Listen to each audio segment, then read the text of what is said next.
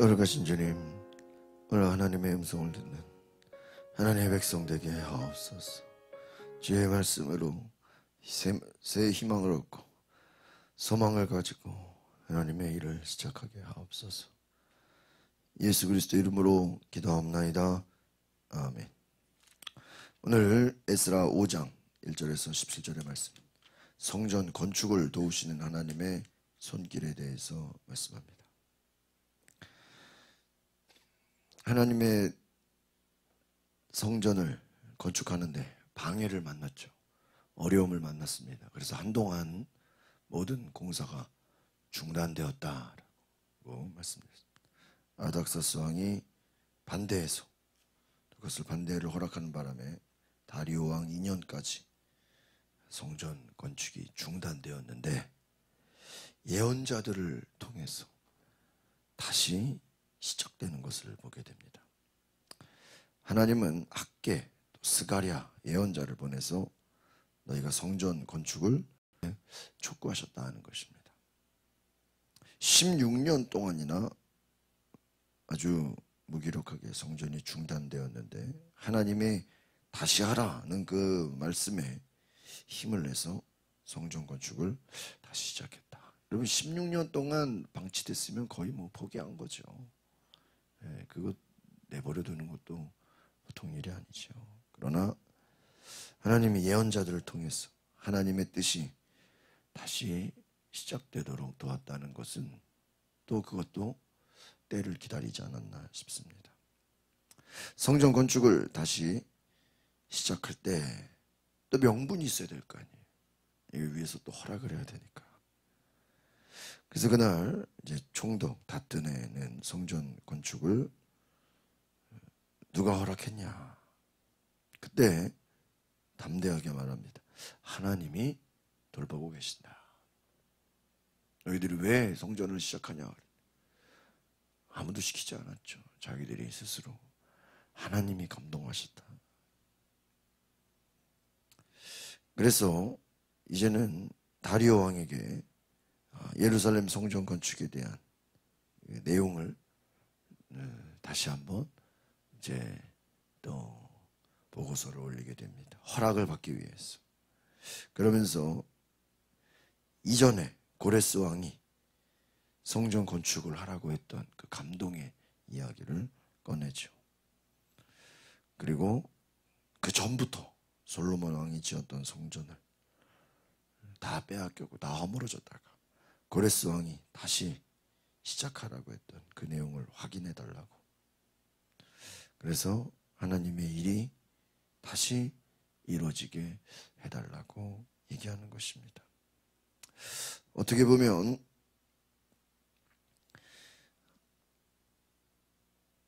하나님의 일이 중단되었다가 다시 시작되는 그 일들을 왜 이전에 하지 않고 16년 동안 기다렸다가, 그동안 세월을 다 들으면은 시간이 16년이 짧은 시간도 아니고 굉장히 긴 시간인데, 그 시간 동안 왜 중단되게 했을까라는 생각을 해보게 됩니다. 어떻게 보면 그때는 하고 싶어도 할 수가 없었고 때를 얻지 못했죠. 그러나 하나님의 때에 16년이 지나서 다리오 왕 2년이 돼서 다시 하나님이 시작하게 하셨다라는 것입니다. 어려움을 만나서 중단이 됐지만 다시 한번 시작하게 되는, 어떻게 보면은 정말 이것도 하다가 또 중단되는 거 아니야 라고 생각할 수밖에 없는 그러한 생각이 들 수도 있죠. 그러나 하나님은 다시 시작하라고, 그것도 학개, 스가랴 예언자를 통해서 촉구하셨다. 하나님의 때에 중단됐던 성전 건축이 다시 시작되는 것을 봅니다. 우리 말씀 1절, 2절 같이 보겠습니다. 시작. 예언자 학개의 이또의 자손인 예언자 스가랴가 유다와 예루살렘에 사는 유다 사람들에게 이스라엘 하나님의 이름으로 예언했습니다. 그러자 살디엘의 아들 스룹바벨과 요사기의 아들 예수가 일어나 예루살렘 하나님의 집을 다시 세우기 시작했습니다. 그때 하나님의 예언자들이 그들과 함께하며 도왔습니다. 잘 보세요. 여기서 보니까 1절에 예언자 학계, 예언자 스가랴 막 예언을 하는 거예요. 그 예언이라는 게 뭐죠? 하나님이 감동을 하시는 거예요. 여러분 처음에 성전이 건축되는 것도 고레스 왕을 하나님이 어떻게 했어요? 감동했어요. 그러다가 잘 진행되고 있는데 엉뚱한 사람들이 와서 방해를 하는 바람에 중단이 됐어요. 계속 중단됐어요. 아마 이제 다 포기했을 거예요. 이제 더 이상 성전을 짓는다는 것은 이제는 괜히 잘못된 일이라고 다 포기했을 거예요. 그러나 보세요. 한 명이 아니에요. 이게 만약에 그냥 한 명이었으면요, 저 엉뚱한 소리 아니야. 근데 학계도 얘기하고 스가랴도 예언하고 또 거기에 요사닥과 스룹바벨과 예수아가 아들 막 다 일어나서 하나님의 집을 세우고 예언자들이 함께 막 예언하고 도왔다는 거예요. 그러니까 여러분, 이 하나님의 때는 막 여기저기서 뭐가 있어요? 감동이 있다는 거예요. 제가 목회를 하면서 하나님이 주신 어떤 그런 감동이 있다면, 예를 들어 저에게 하나님이 어떤 감동을 주셨다 그러면 제가 처음부터 뭐 감동받았습니다 이렇게 물어보질 않아요. 얘기는 잘 안 해요. 그러나 그 감동받은 얘기를 하기까지 이런저런 상황을 얘기하고 어떤 배경을 설명하고 어떤 정황을 얘기하면 성도님들이 그 감동받은 같은 비슷한 얘기들을 하신다는 거예요. 그럼 그때 제가 확인을 하게 돼요. 아, 이거는 하나님이 나에게만 주시는 감동이 아니라 성도들에게도 감동을 주는구나. 그러면요, 일이 쉽게 돼요. 쉽게 일이 돼요. 그러니까 예를 들어 목회자는 어떤 일에 감동을 받았는데 성도들은 전혀 감동이 안 돼요. 말도 안 된다고. 세상에 무슨 그런 일이 다 있냐고. 그러면요, 일이 안 되는 거예요. 또 반대로 성도들은 어떤 감동을 받아서 뭔가 막 일을 하려고 하는데 또 목회자는 아무 감동이 없다고. 그러면 또 지금 때가 아니라고. 그러면 또 일이 안 되는 거예요. 그러니까 여러분, 하나님의 일은 서로 막 감동이 일어나야 돼요. 이해하십니까? 가정에서도 마찬가지.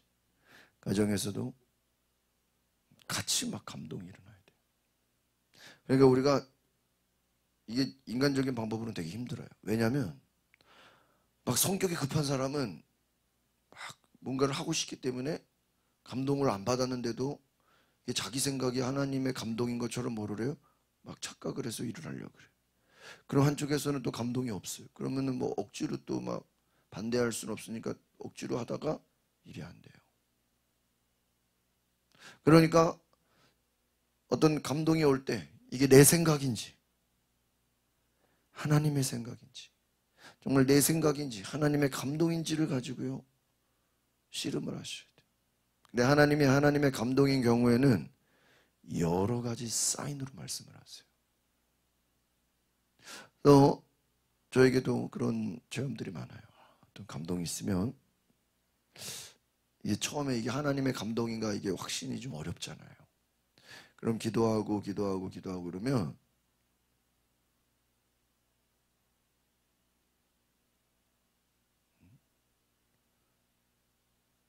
하나님이 그런 일들을 되게 해줘요. 되게 해줘요.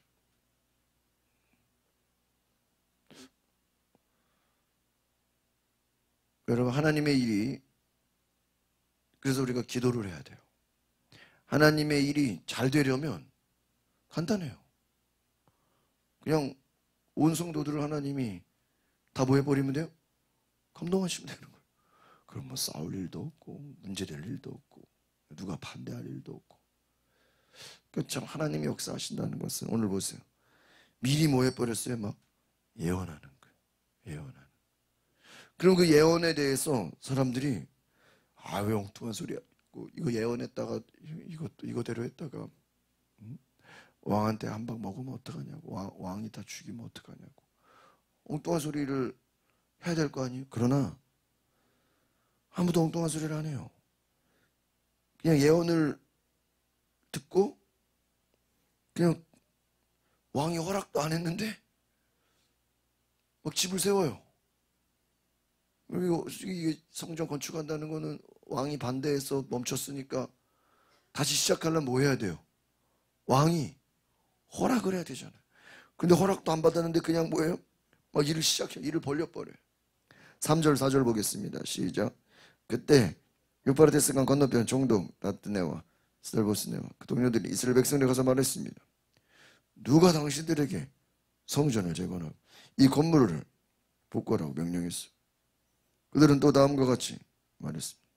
성전 건축에 참여하고 있는 사람의 이름이 무엇인지 아시오? 5절. 그러나 하나님께서 유다 장로들을 지켜주셨기에 그들은 건축자들을 더 이상 저지할 수 없었습니다. 그래서 다리오 왕의 기사실을 보고하고 답신을 받을 때까지 기다려야 했습니다. 누가 성전 건축에 누가 성전 건축을 하라고 명령했습니까? 그러니까 5절에 하나님께서 지켜주셨기에 하나님께서 감동하셨던 것을 멈출 수 없었다. 하나님이 감동하시고 하나님이 역사하셨다는 거예요. 여러분 자신 있게 말하는 거예요. 하나님이 감동하셨다는 거예요. 하나님이 역사하셨다.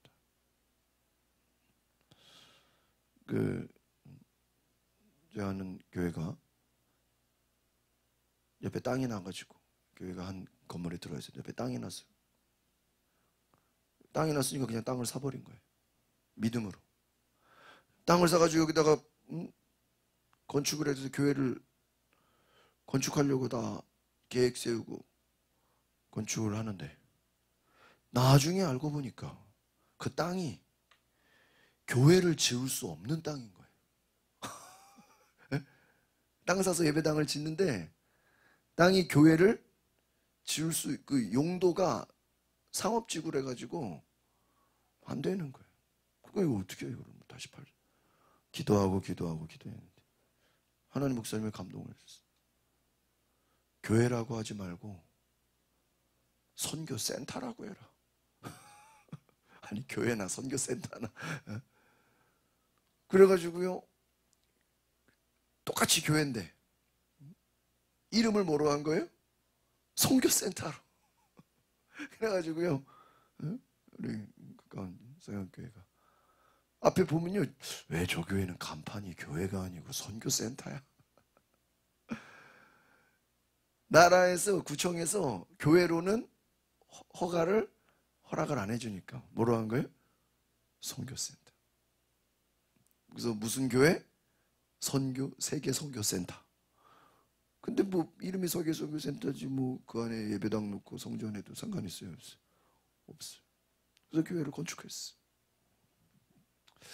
목사님 얘기 들어보면 그냥 앞이 깜깜하게 막히고 이건 말이야 괜히 땅 사가지고 말이야 예배당 짓느라고 고생하는 거 아니냐.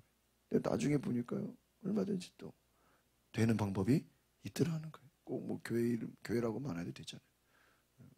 세계 선교센터. 선교도 하나님이 감동을 주셨다는 거예요. 세계 선교센터로 해라. 교회 아니면 어떠냐. 그래서 이제 그 어떤 지역에도 다른 교회 보면요 교회 이름이 무슨 교회? 교회인데 무슨 교회? 선교센터. 보면 이해가 가요. 저 교회가 저런 이름으로 해서 교회를 지었구나. 여러분 반대를 만나고 어려움을 만나고 고난을 만나도 또 하나님이 감동을 주시면 되는 길이 있는 줄 믿습니다. 응? 되는 길이 있어요, 없어요? 그 뭐가 중요해야 돼요? 감동을 받아야 돼. 감동을 받아야 돼. 그러니까 여러분 어려울 때 기도하시면 하나님이 감동하시는 줄 믿습니다.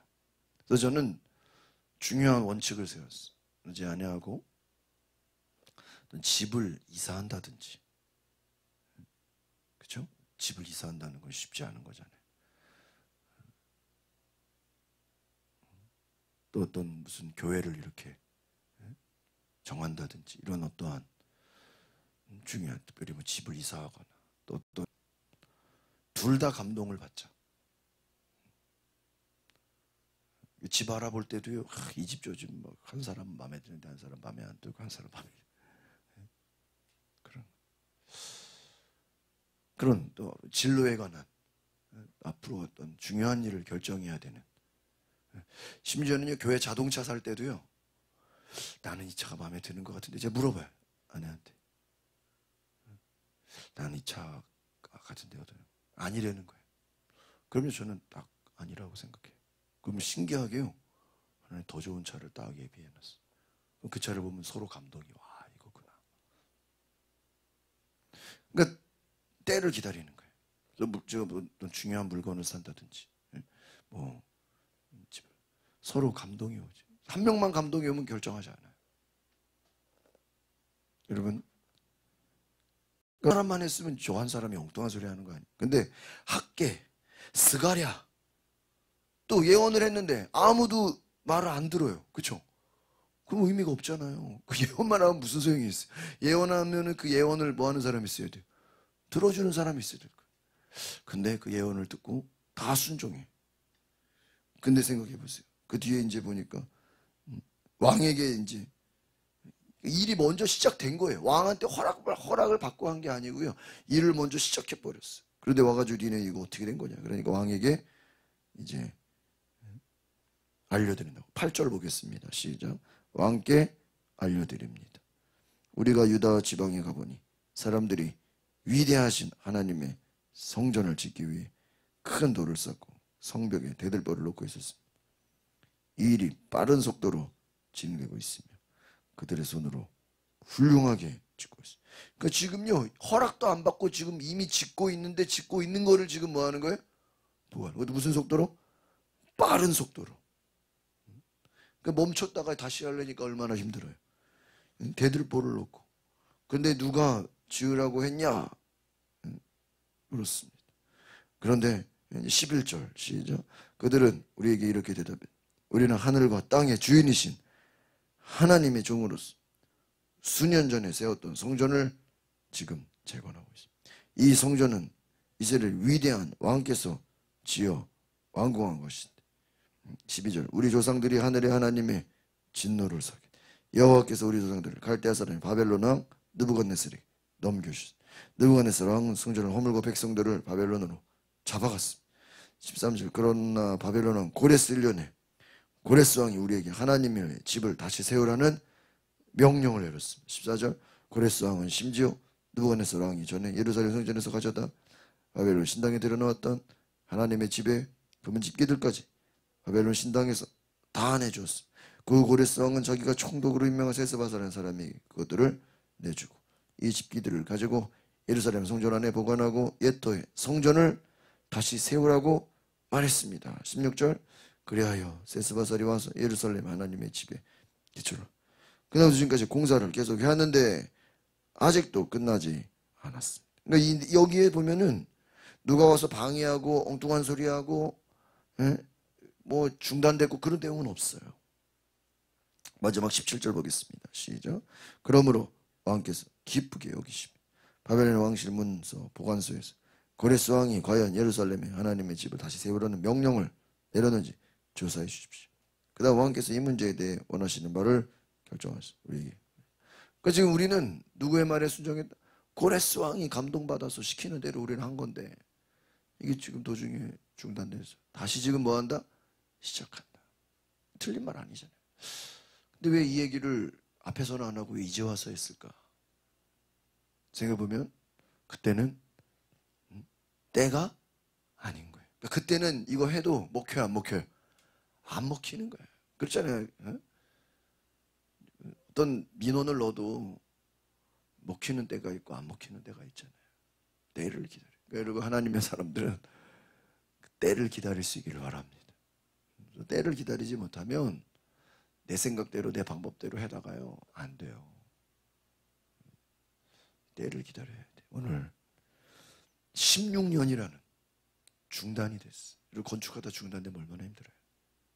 그러나 하나님의 때에 예언자가 감동하니까 그 감동이 뭐한 거예요? 순종한 거예요. 여러분, 하나님의 일은 감동이 올 때까지 기다리시기를 바랍니다. 그게 원리예요. 감동이 오지 않고 남이 하니까 나도 한다 이거요. 그러다가 큰일 나요. 누가 하니까 나도 한다. 그거 잘못된 거예요. 감동이 올 때까지 기다려요. 그래서 중요한 일은, 그래서 하나님의 사람들은요 서두르지 말고 기다렸다가 하나님이 감동하시면 재빨리 그냥 움직이는 거예요. 하나님이 가라 하면 가고 멈추라 하면 멈추고. 그래서요 이 감동은요 때가 있어요. 그 때를 놓치면 안 돼요. 또 하나님이 이 감동이 올 때는요, 따라서 감동이 올 때는 순종해야 합니다. 이 감동이 올 때 순종을 안 하잖아요. 그럼 나중에는 감동이 안 와요. 자, 하나님의 성령님 인격이시기 때문에 어떤 막 감동이 오면은 뭐를 해야 돼요? 빨리 순종을 해야 돼요. 그러니까 이 훈련이 안 된 사람들의 특징은 감동이 안 왔을 때 일을 하고 또 감동이 왔을 때는 또 순종을 안 해. 그게 문제인 거예요. 엇박자가 나는 거예요. 감동이 없을 때는 막 일을 하려고 그러고 또 감동이 왔을 때는 또 일을 안 해. 이게 엇박자죠. 하나님도 답답하죠. 하나님이 지금 가나안 땅에 들어가라 그러면 그냥 무턱대고 어떻게 해야 돼요? 가나안 땅에 들어가야 돼. 하나님이 가라 그러니까 무서워서 못 가요. 그럼 니네 들어가지 마. 그러니까 이제 그때는 가고 싶어도 못 가요. 40년을 고생하는 거예요. 뭐든지 때가 있어요. 그래서 하나님이 가라 그러면 뭐 하는 거예요? 가는 거예요. 하나님이 아니다 그러면 뭐예요? 기다리는 거예요. 그래서 그 감동이 오늘 저 여러분의 길을 소망합니다. 여러분 작은 것이라 큰 일도 중요하지만요 작은 일도 감동을 받으시고 작은 일도 참 그게 중요한 거예요. 하나님의 일은 감동을 받으시기를 예언 성령의 감동 기도하겠습니다. 거룩하신 주님, 하나님의 일은 그냥 되는 것이 아니라 때를 기다렸다가 성령이 감동하시면 재빨리 순종해서 하나님의 때에 하나님의 일이 빠르게 진행되도록 하나님의 역사하는 것을 보게 하여 주시옵소서. 주님의 감동이 올 때까지 그 마음에 은혜가 있을 때까지 하나님이 예언하시는 그 때를 기다리고 순종함으로 하나님 그 감동을 붙잡고 감동을 기다리는 하나님의 백성 되게 하옵소서. 우리가 감동이 왔을 때 머뭇거리지 말고 순종하게 하시고 불가능한 일이라도 행할 수 있도록 주께서 역사하여 주시옵소서. 예수 그리스도 이름으로 기도합나이다. 아멘.